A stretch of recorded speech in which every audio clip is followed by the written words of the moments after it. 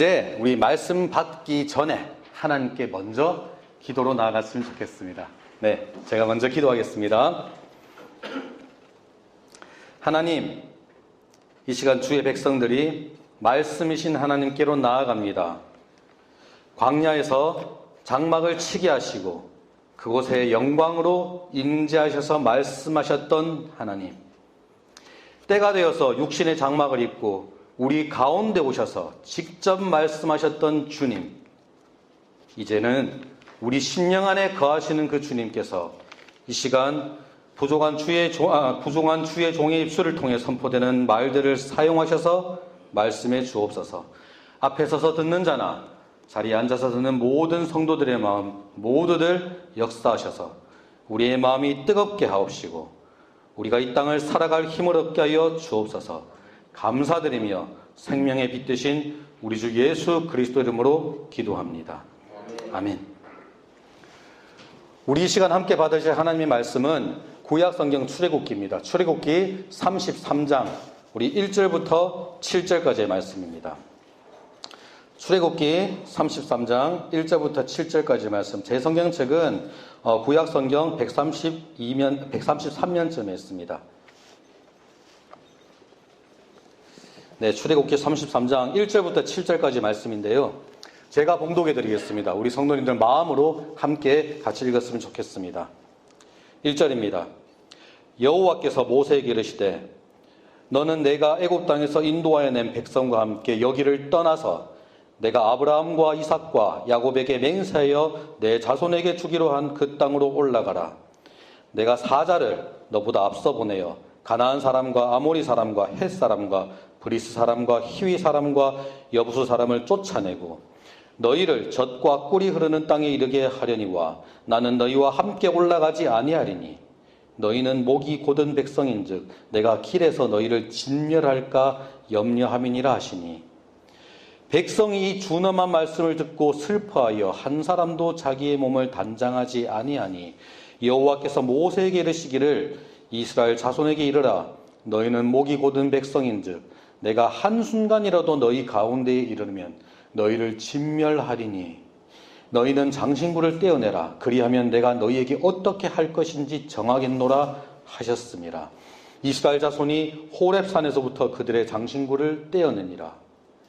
모세가 항상 장막을 취하여 진 밖에 쳐서 진과 멀리 떠나게 하고 회막이라 이름하니 여호와를 앙모하는 자는 다 진 바깥 회막으로 나아가며. 아멘. 아멘. 성경 말씀에서 우리는 어떤 패턴이라고 할까요? 아니면 하나의 주제라고 할까요? 그런 걸 보게 될 때가 있습니다.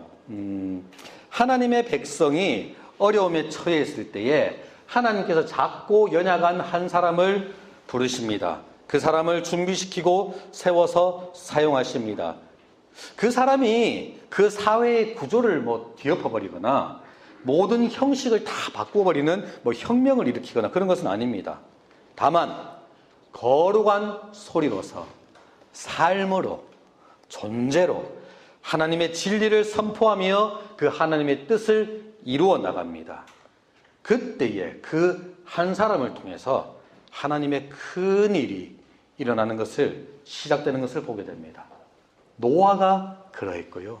아브라함이 그러했고요. 요셉이 모세가 우리가 사사기 전체에서 보는 그 역사가 그러하고요.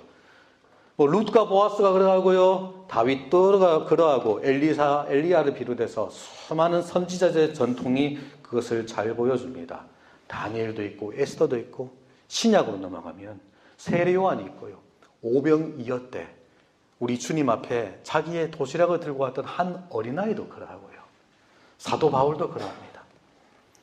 때로는 이 패턴이 한 사람이 아닌 작고 연약한 한 무리를 통해서 보여지기도 합니다. 노아의 가족이 그러하지요. 그렇죠? 그리고 야곱의 가족도 그러하고 사실 이스라엘 백성도요. 참 많은 숫자긴 하지만 천하 만민에 비했을 때는 참 작고 미미한 부족입니다.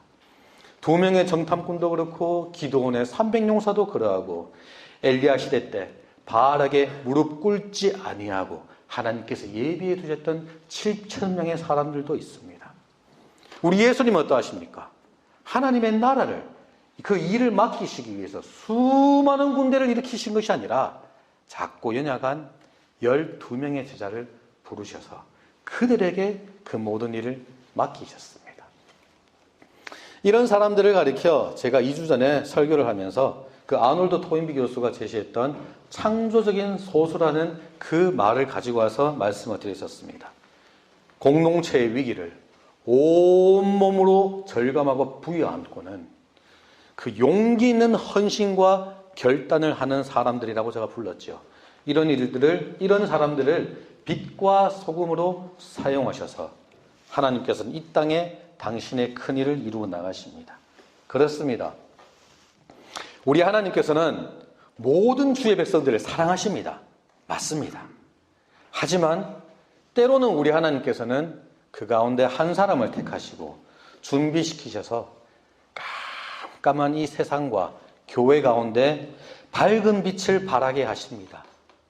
때로는 작은 무리를 구별하시고 하나님과의 그 깊은 사귐 가운데 나아가게 하시고 그 가운데 크신 은혜를 받아서 그들을 통해 영적인 회복과 역사의 물줄기를 이끌어 나가도록 하십니다.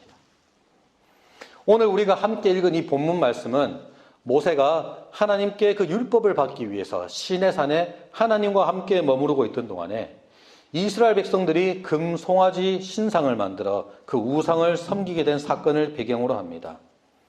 하나님의 권능으로 출애굽한 이스라엘이 가장 먼저 향한 곳이 어디였습니까? 우리가 출애굽기를 함께 읽었으니까 다들 아시죠? 시내산으로 향했습니다. 하나님께서는 백성들을 그곳으로 부르시고 그 거룩한 하나님의 산에서 그 백성들과 언약을 맺으셨습니다. 그리고 오랜 시간 애굽에서 노예 생활을 하게 된 가운데 그들 가운데 젖어있던 그 불신앙과 그 불경건의 습관들을 다 버리도록 하셨고 그리고 하나님의 언약 백성으로 합당한 믿음을 가질 수 있도록 합당한 삶을 살아갈 수 있도록 그 백성들에게 지침이 될 수 있는 그 율법을 세워주셨습니다. 하지만 그 모세가 이 율법을 하나님으로부터 받고 있는 가운데 그 하나님을 만나고 있는 동안에 이스라엘 백성이 이 송아지 모양으로 금으로 만들어가지고 그 우상을 자신들을 그 애굽에서 이끌어낸 하나님이라 그렇게 부르면서 숭배하게 되는 것입니다. 그 모습을 보신 하나님께서 어떻게 반응하셨습니까? 당장에 그 백성을 이스라엘을 다 진멸해 버리고자 하셨습니다. 출애굽기 32장 9절 말씀에 보면 이렇게 말씀하십니다. 여호와께서 또 모세에게 이르시되 내가 이 백성을 보니 목이 뻣뻣한 백성이로다. 그런즉 내가 하는 대로 두라. 내가 그들에게 진노하여 그들을 진멸하고 모세 너를 큰 나라가 되게 하리라. 노아와 아브라함이 다 연상되는 사건입니다. 이 하나님의 진노를 마주한 모세가 백성들을 위해서 하나님 앞에 나아가 간절하게 간구합니다. 주의 맹렬한 노를 그치시고 뜻을 돌이키사 주의 백성에게 이 화를 내리지 마옵소서. 주의 종 아브라함과 이삭과 이스라엘을 기억하소서. 주께서 그들을 위하여 주를 가리켜 맹세하여 이르시기를 내가 너희의 자손을 하늘의 별처럼 많게 하고 내가 이 허락한 이 온 땅을 너희의 자손에게 주어 영원한 기업이 되게 하리라 하셨나이다. 뒤인 말씀을 보면 모세가 자신의 생명을 걸고서 백성을 위해 기도했다고 하십니다. 생명책에 기록되어지는 자신의 이름을 지워질 것을 가지고 그까지 각오하면서 하나님께서 이 이스라엘을 용서해 주십시오 라고 막 메어 달린 거예요. 이러한 모세의 기도 들으신 하나님, 자신의 뜻을 돌이키시고 진노를 거두셨습니다. 하지만 하나님께서 뒤이어 하신 말씀을 우리가 가만히 보면 이스라엘 백성들에게는 마치 재앙과도 같은 메시지를 여전히 담고 있습니다. 그것이 오늘 본문 말씀이었습니다. 오늘 본문 앞부분을 보면 이렇게 말씀이 되어 있습니다. 여호와께서 모세에게 이르시되 너는 내가 모세 너가 애굽 땅에서 인도하여낸 백성과 함께 여기를 떠나서 내가 아브라함과 이삭과 야곱에게 맹세하여 너 자손에게 주기로 한 그 땅으로 올라가라. 내가 사자를 너보다 앞서 보내어서 가나안 사람과 아모리 사람과 헷 사람과 브리스, 히위, 여부스 사람 다 쫓아내고 너희를 젖과 꿀이 흐르는 땅에 이르게 하려니 와 나는 너희와 함께 올라가지 아니하리니 너희는 목이 곧은 백성인즉 내가 길에서 너희를 다 진멸해 버릴까 염려함이니라. 여러분, 백성의 잘못이 뭔지 아십니까? 왜 그들이 송아지 우상을 만들었는지 혹시 아십니까? 그들의 불평을 잘 들어보십시오. 우리를 위하여 우리를 인도할 신을 만들라. 이 모세, 곧 우리를 애굽 땅에서 인도해 낸 사람이 어찌 되었는지 우리가 알지 못함이라.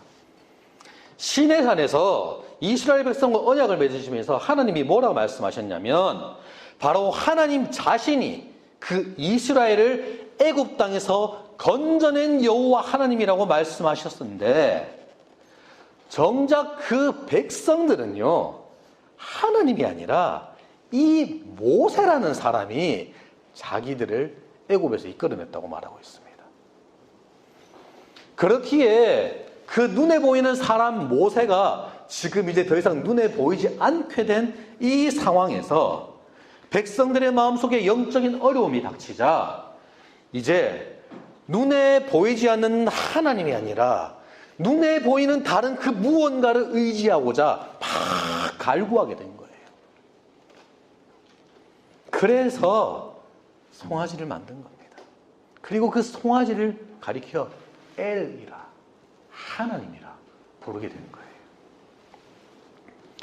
그렇기에 하나님께서 비록 진멸하지 아니하겠다라고 마음을 돌이키셨지만 하나님을 찾지 않던 그 백성들을 향해서 우리 하나님께서는 여전히 재앙과도 같은 그 엄중한 말씀을 하신 것입니다. 그래? 그렇단 말이지? 좋다. 그렇다면 나는 너희들과 함께 가지 않겠다. 이스라엘 백성들에게 이 말씀이 얼마나 큰 충격으로 다가갔는지는 그 다음 구절을 보면 잘 알 수 있습니다.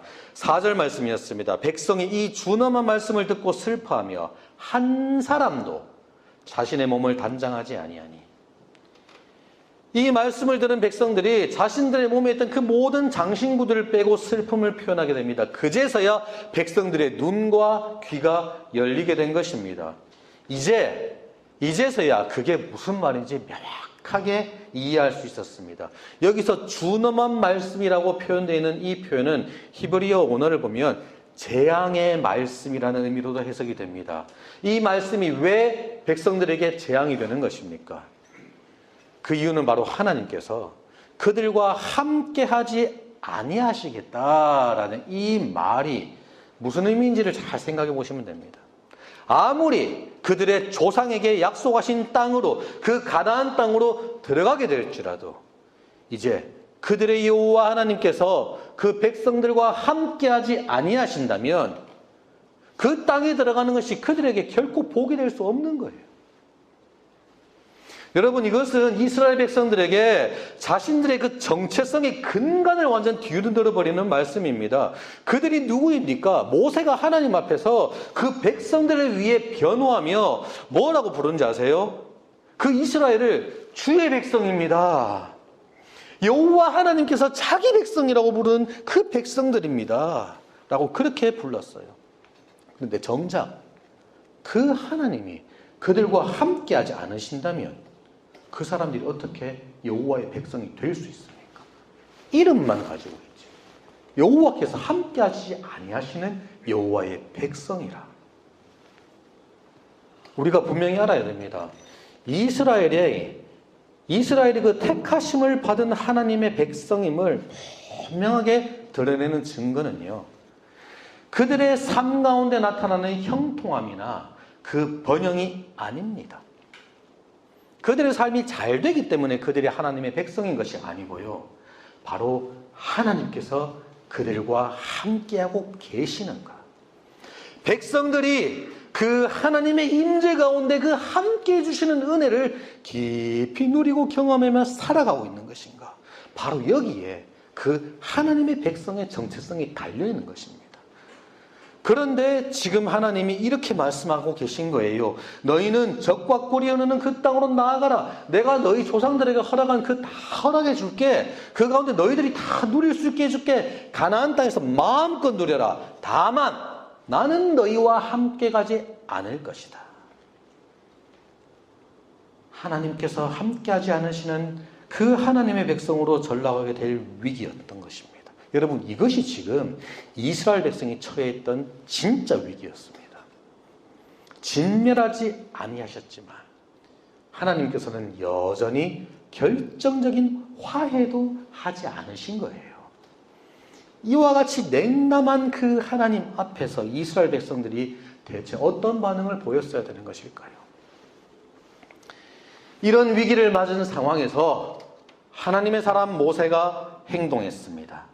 7절 말씀입니다. 모세가 항상 장막을 취하여 진 밖에 쳐서 진과 멀리 떠나게 하고 회막이라 이름하니. 여러분, 우리가 새벽 예배 때 3주 동안 나눴던 그 성막이 아직 지어지지 않은 상황입니다. 하나님께서 그 성막 안에 지성소에 임하시기 이전이란 말입니다. 휘장이 지성소와 성소를 딱 나누어서 하나님의 임재로 인한 그 거룩함을 선명하게 드러내기 전입니다.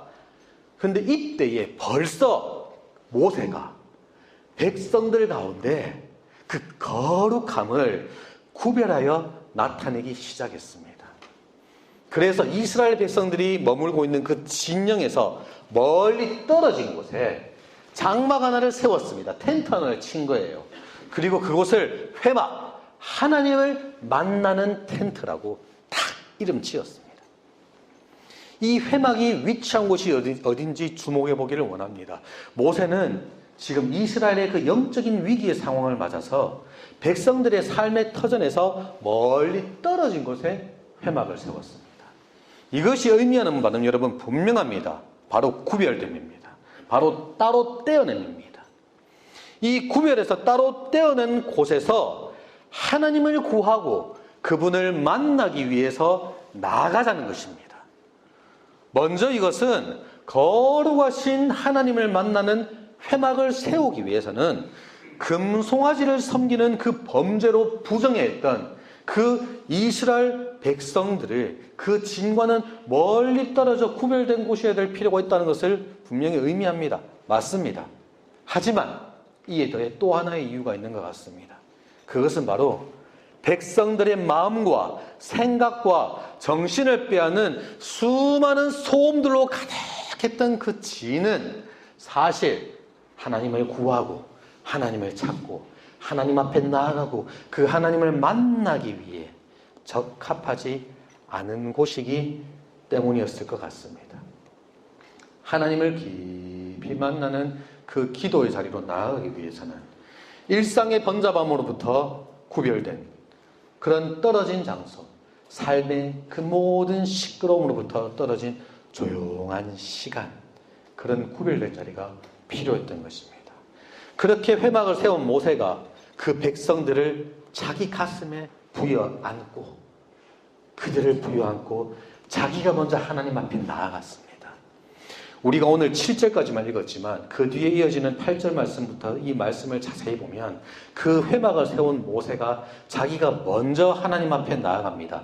그리고 이스라엘을 버리지 마시고 그 백성들과 계속해서 함께해 달라고 간구합니다. 13절 말씀입니다. 내가 참으로 주의 목전에 은총을 입었사오면 원하건대 주의 길을 내게 보이사 내게 주를 알리시고 나로 주의 목전에 은총을 입게 하시며 이 족속을 이 백성을 주의 백성으로 여겨 주시옵소서. 15절 말씀입니다. 주께서 친히 가지 아니하시려거든 우리를 이곳에서 올려보내지 말아 주십시오. 하나님께서 분명히 모세한테 너가 이 백성을 다 이끌고 시내산에서 떠나라고 말씀하셨는데 하나님께서 친히 가시지 아니하시거든 우리도 여기서 떠나지 말라고 해주십시오. 모세가 지금 하나님하고 정면으로 지금 막 대면에서 지금 구하고 있는 것입니다. 앞서 제가 잠깐 말씀드렸던 것처럼 이스라엘을 버리지 말 것을 간구하는 모세의 기도는 자신의 생명을 담보로 한 기도였습니다. 그리고 하나님께서는 이런 모세의 기도를 들으시고 응답하셨습니다. 근데 여러분, 하지만 여기서 중요한 것은 모세의 기도의 그 핵심이 생명책에 기록되어 있는 자신의 이름을 걸 만큼 그만큼 간절함과 그 자신의 생명을 내어놓은 만큼 그 고귀한 희생과 헌신에만 있는 것이 아니라요. 그 간절함에만 그 모세의 기도의 핵심이 있는 것이 아니라 여기서 모세의 기도를 통해서 우리가 분명히 알아야 될 것이 하나 더 있다면 그게 무엇이냐면 그 모세가 지금 기도하는데 하나님의 약속의 말씀을 붙들고 하나님이 어떤 분이신지 그 하나님을 의지하면서 기도의 자리에 나가고 있다는 것입니다.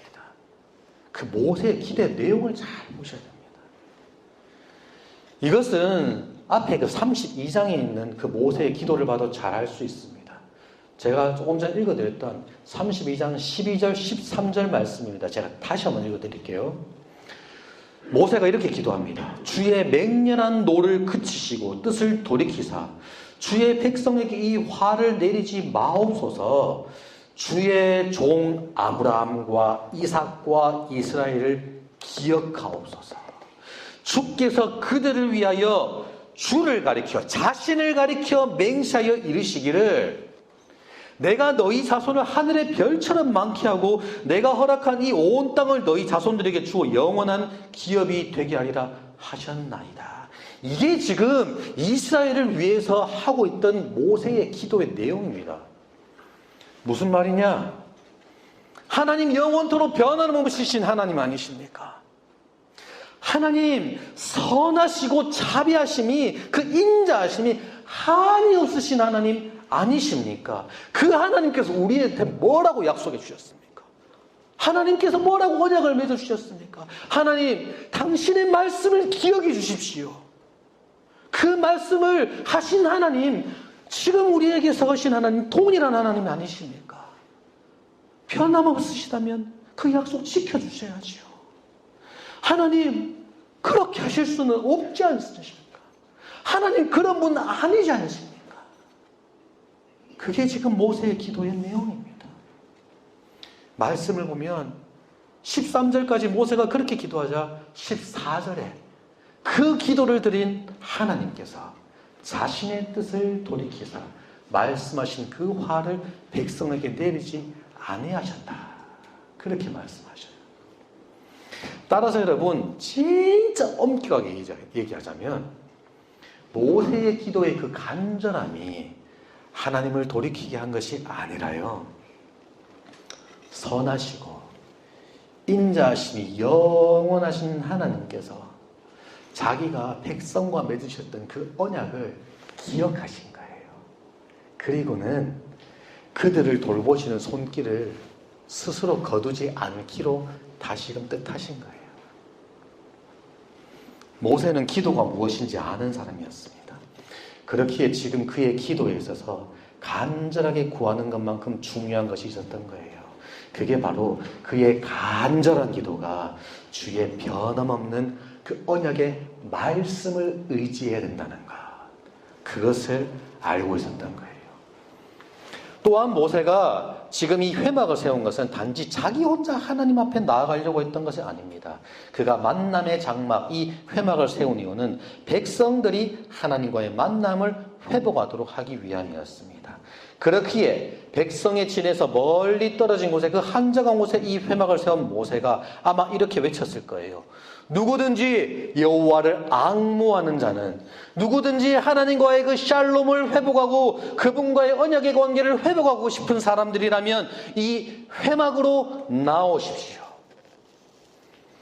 하나님께서 함께하지 않으시겠다 선언하신 그 영적 위기 앞에서 모세가 자기 스스로 하나님 앞에 간구하고 그 용서를 구하며 나아갔을 뿐만이 아니라 자기가 지금 자기 가슴에 부여안고 그 위에서 기도하고 있던 그 백성들이 자기 스스로, 그 백성들 스스로 하나님의 용서를 구하며 그 기도의 자리로 회막으로 나오도록 지금 모세가 이렇게 안내하고 있는 거예요. 돕고 있는 거예요.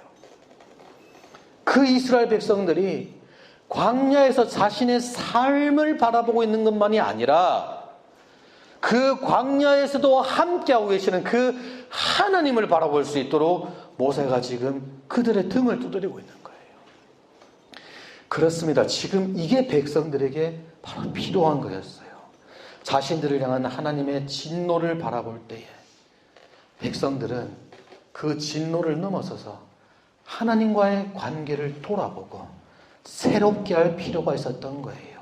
이것을 위해서 백성들은 하나님 앞에 조용한 자리 가운데 나아갈 필요가 있었던 거예요. 다른 번잡한 그 모든 것들을 잠시 내려놓고 자신을 그 자리에서 떼어내서 그들의 마음을 떼어내서 여호와 앞에 구별하여 올려드리고 그 하나님과의 시간을 가질 필요가 있었던 거예요. 모세는 단지 자기 혼자 하나님 앞에 나가 기도했을 뿐만 아니라 그 기도에 되는 대상이 되는 백성들이 하나님 앞에 나아갈 수 있도록 도왔었습니다. 그 모세의 외침에 백성들이 응답했습니다. 회막으로 나아가게 된 사람들이 있었습니다. 오늘 7절 말씀 뒷부분을 보면 이렇게 얘기합니다. 여호와를 앙모하는 자는 다 진 바깥 회막으로 나아가며. 여러분, 백성들이 수백만이 있었잖아요. 그 넓은 진 가운데 회막이 다 나눠져 있었어요. 아마도 수백만 백성들이 다 회막에 나가지는 못하겠지요. 장소적으로 안 됐을 겁니다. 실제로도 그렇게 다 나가지는 않았을 것입니다. 하지만 오늘 말씀이 분명히 우리에게 알려주는 것은 그들 중에 여호와를 앙모하는 자들은 다 회막으로 나아갔다는 것입니다. 여호와를 경외하는 자, 그분의 거룩하심 앞에 두렵고 떨림이 있는 사람들, 그럼에도 불구하고 그분의 그 사랑과 은총을 인해서 어쩔 수 없이 이끌려 나가는 사람들, 그런 사람들이 있었던 거예요. 그들이 회막으로 갔습니다.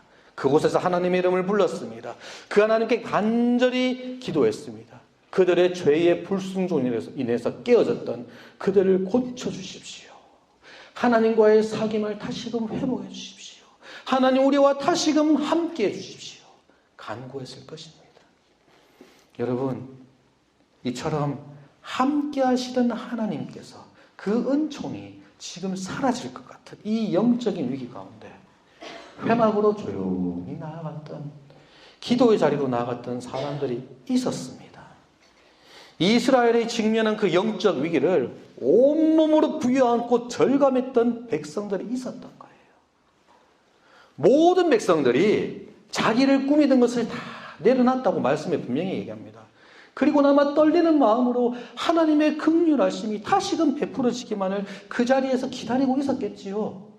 그런데 그 중에서 어떤 사람들은 그 위기를 자신의 온몸으로 부여안다 보니 도저히 그 진에, 자신의 진에 머무르고 있을 수만 없는 사람들이 있었던 겁니다. 그들을 바로 여호와를 앙모하는 자라고 오늘 말씀에서 부르고 있습니다. 앙모한다. 앙모한다. 이 말은 찾아 헤맨다는 뜻입니다. 그래서 여호와를 앙모하는 자라는 것은 그 유명한 시편의 그 노래에서 우리가 알 수 있는 것처럼 사슴이 시냇물을 찾기에 갈급함처럼 그들의 영혼이 주를 찾아서 온 광야를 떠돌아 헤맬 만큼 그 타는 듯한 목마름이 있는 사람들이었습니다.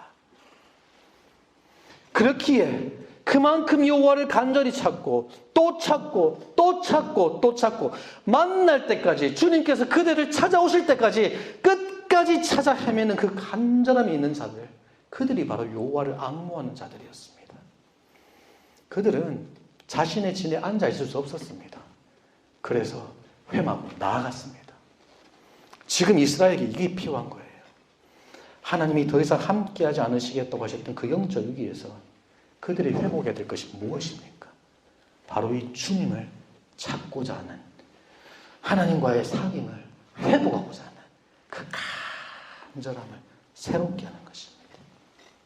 마치 물 밖에 내던져 있는 물고기가 한 모금에 숨이 고파서 허덕허덕 끓이며 아가미를 뻐끔뻐끔 끓이고 있는 그 간절함이 하나님의 임재로부터 끈을 지우기에 처한 그 백성들에게 회복되어야 될 그 감각이었습니다. 그렇게 여호와를 앙무하는 자들은 생명의 근원 되신 그 주님을 찾아서 그 주님과의 사귐을 갈망하면서 그 주님으로부터 다시금 은총이 부어지기를 갈금해 나가면서 회박으로 기도의 자리로 나아갔던 것입니다. 여기서 하나님을 그 앙무하는 자들이 회막으로 나가는 모습을 통해서 한 가지 사실에만 우리가 더 주목하기를 원합니다. 앞서 모세가 그 회막을 세웠던 그 장소에 주목하자고 제가 말씀을 드렸습니다.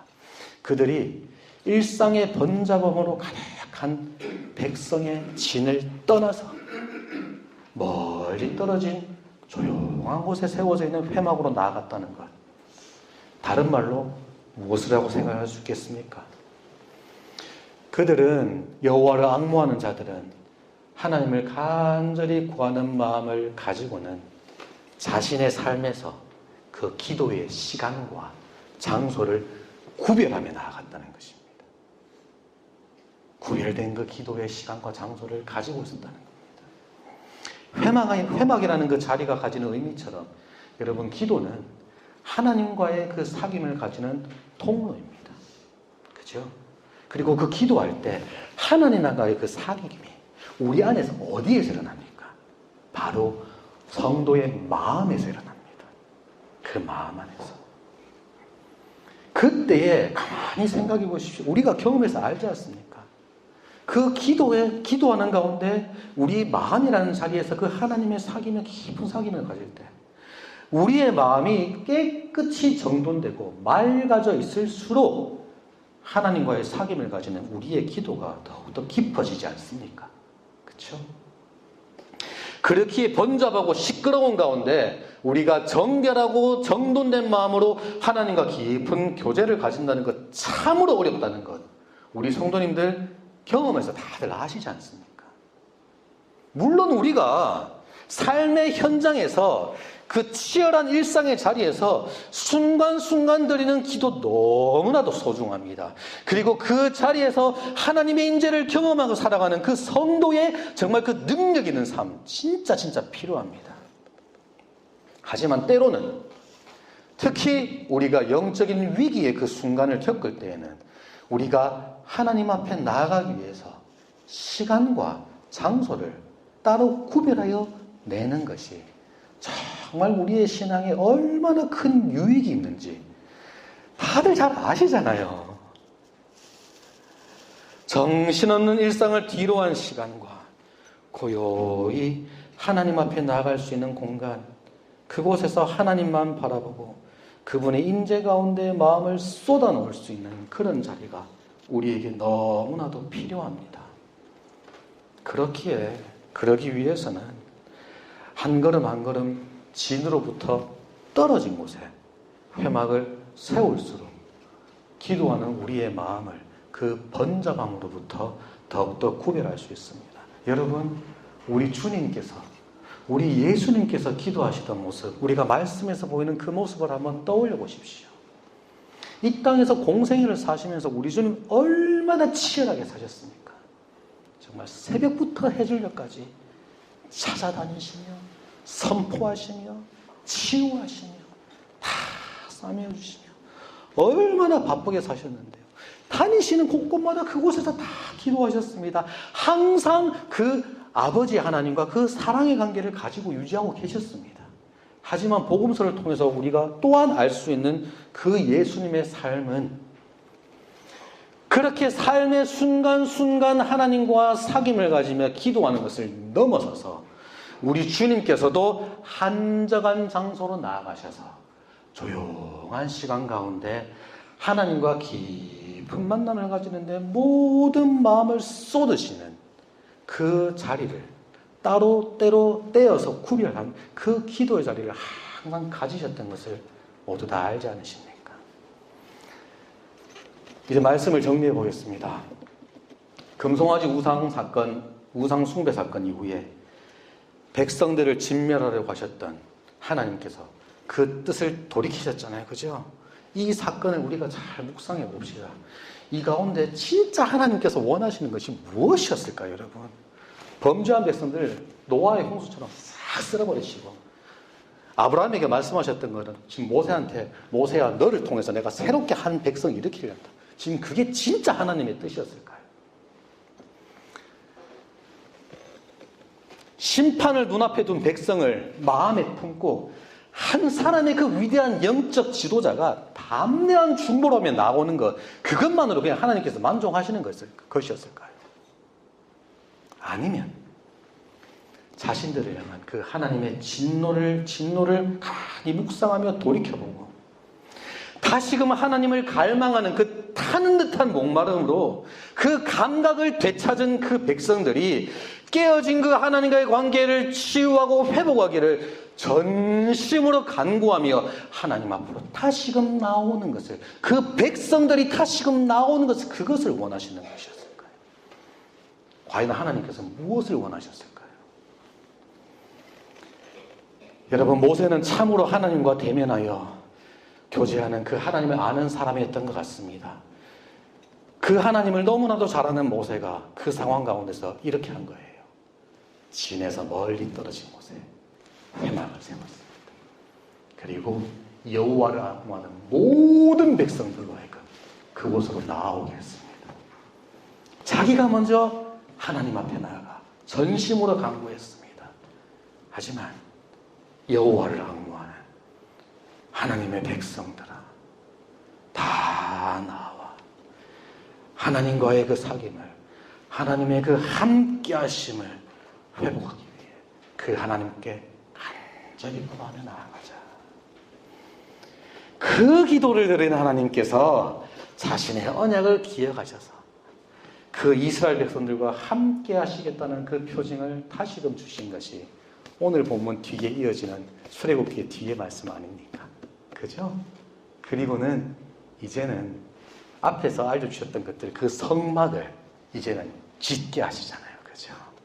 그리고는 그 성막 가운데 백성들이 어디로 가든지 간에 우리가 어제 새벽에서 살펴봤던 것처럼 그 언약궤에 낀 채를 짝대기를 빼지 말라 그러시고 항상 같이 다니겠다고 말씀해 주신 거 아닙니까? 구름기둥, 불기둥만으로도 부족한 거예요. 그러기까지 해서라도 내가 너희와 함께하는 것을 너희들이 잊지 말아라고 알려주시는 거예요. 그 하나님이 계신 그 지성소 앞에 나오도록 원하시면서 그 모든 복잡한 규례들 다 알려주시는 거예요. 그거 하나님 까다로운 분이라고 생각하지 말라니까요. 어떻게 생각하시냐면 그렇게까지 해서라도 하나님께서 백성들을 만나고 싶어 하신다고, 그 마음을 읽어야 된다. 사랑하는 주님의 십자가교회 식구 여러분, 많은 사람들이 오늘날 교회가 어려움에 처했다고 얘기합니다. 당장 우리 교회만 봐도 우리가 계속해서 기도하고 있던 그 제목들이 여전히 산적이 있습니다. 그죠? 그 가운데 때로는 점점점 영적인 무기력함과 무력함에 젖어드는 내 자신을 발견하게 될 때도 있습니다. 아니면 어쩌면 이 땅에서 살아가는 성도의 삶이라는 것이 본질적으로 항상 영적으로 어렵고 그 위기 가운데 처하는 것입니다. 이런 때에 하나님께서는 우리를 여호와를 앙무하는 자로 부르십니다. 거룩한 하나님의 백성으로 부르십니다. 단지 예배하는 자리에 앉아있는 사람들로 부르신 것이 아니라 그 자리에서 하나님과의 사귐을 누릴 수 있도록 부르신 것입니다. 그 사귐 가운데 힘을 얻어서 이 깜깜한 어두운 세상 가운데 의의 길을 걸어갈 수 있는 사람들이 될 수 있도록 우리를 불러주신 것입니다. 교회의 역사 가운데 여러분, 정말 우리 주님께서는 언제나 한 사람, 그리고 언제나 적은 수의 무리를 일으키셔서 하나님의 큰 일을 시작하셨습니다. 사랑하는 여러분, 그렇기 때문에 우리가 내 자신과 옆에 식구들과 우리의 가정들과 우리의 교회를 위해서 바로 지금이야말로 하나님 앞에 간구하기 위해 진을 떠나서 회막으로 나아갈 때입니다. 지금 우리의 삶에서 회막을 세울 수 있는 곳은 어디이겠습니까? 그 자리가 우리의 이 주일 예배가 될 수도 있습니다. 토요일 날 우리가 모이는 새벽 기도의 자리 될 수도 있습니다. 혹은 여러분들이 우리가 통독으로 주님의 말씀을 읽으며 때로는 줌으로 그 암송을 하는 자리가 될 수도 있습니다. 아니면 내가 혼자서 나의 경건을 세워나가기 위해서 발버둥 치고 있는 그 묵상의 자리가 될 수도 있습니다. 중요한 것은 언제 어디든 간에 우리가 구별해서 하나님과의 그 사귐만을 위해서 따로 떼어놓는 그 자리가 지금 필요하다는 것입니다. 먼저 우리의 마음을 정결하게 하고 하나님과의 만남을 위해 시간과 공간을 구별하시기를 간곡히 권해드립니다. 나로 하여금 하나님과의 사귐을 가지지 못하도록 방해하는 것이 혹시 있습니까? 이겨낼 수 있도록 주님의 은혜를 구하십시다. 그리고는 그 은혜를 힘입어서 치열하게 싸워서 떨쳐내십시다. 그리고 나 하나를 넘어서서 주를 앙모하는 자들이 함께 회막으로 나아갈 수 있도록 서로서로 격려하십시다. 우리가 그렇게 깨어 기도하며 하나님을 찾을 때 선하신 하나님, 그 언약을 기억하시고 그 언약에 끝까지 신실하신 우리 하나님께서는 우리에게 베풀어 주시는 그 은혜를 회복시켜 주실 것입니다. 삶이라는 그 진 가운데 안주하고 머무는 다수가 아니라 회막으로 나아가 기도로 역사를 움직이는 거룩한 남겨진 자들, 우리 모든 주님의 십자가의 성도님 되시기를 간절히 소망합니다. 아멘. 우리 시간